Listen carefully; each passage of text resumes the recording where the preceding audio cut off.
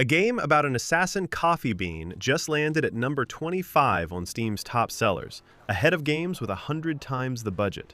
And the reviews are split right down the middle. So the real question isn't whether Killer Bean is ridiculous, it's whether it's the fun kind of ridiculous, or the kind you regret buying. Here's what it actually is. A first- and third-person shooter where you play an overpowered hitman bean, clearing islands in slow motion, ragdoll physics turned all the way up.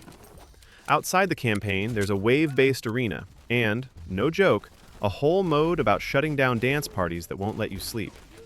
And the whole thing was made by one guy, Jeff Liu, the animator who actually created Killer Bean and worked on films like The Matrix and Tron. And that one guy thing matters, because it's why some of this is rough, and why a lot of people are happy to cut it slack. The reason to buy it is the feeling, and the feeling is great. Diving sideways through a doorway in slow motion while you empty a pistol into a room full of beans does exactly what the short films did. It's stupid, it's stylish, and it's funnier than most shooters let themselves be. If you've ever seen that Max Payne slow-mo dive and wished a game would just let you do it for hours, this scratches it. It also nails the tone. The whole thing has that goofy, over-the-top Killer Bean energy people already love, and that's the part you can't fake with money. For $12 during the launch sale, you are getting a lot of chaos.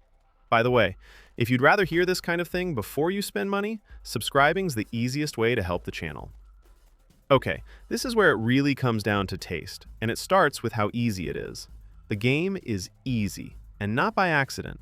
You're a one-shot killing machine, so most fights are over before they start, and you can just walk past a lot of them. If you want a shooter that actually fights back, this isn't it right now. If you just want to feel like an unstoppable bean mowing through everything, that's exactly what you get. The other thing is how fast you run out of stuff to do. Most missions are basically the same. Go somewhere, hold a button on something, then do it again until the area is clear. And if you play fast, you've seen most of it in a couple of hours. And calling it a roguelike is a stretch, since the upgrades in the shop are easy enough to ignore that you can finish without really bothering with them. So if you came for deep run-based builds, that part's not here. It's a chaotic action toy with a thin roguelite layer, and you've got to be into the toy more than the structure. The world looks pretty bare, too. Stretched textures and a lot of empty space. So if cheap-looking environments take you out of it, they will here. Now let's be real about the launch state, because it's day one for one guy. It's rough.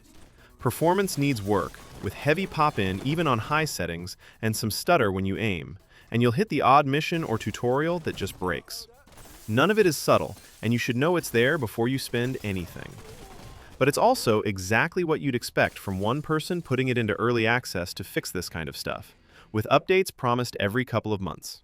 It's fun under the mess, just not for very long. So, which side are you on? It really comes down to one thing. Are you buying the bean, or are you buying a game? If you love Killer Bean, or a cheap slow-motion ragdoll power trip sounds like a fun night, grab it now. Just go in knowing it's a short, rough blast, not something you'll live in for weeks. If you want something polished, properly challenging, and packed with stuff to do, it's not there yet. So wishlist it, let it cook for a few updates, and come back when the campaign's finished and the bugs are gone. If you want another quick call on what to play next, there are more should you buy videos right here. Thanks for watching.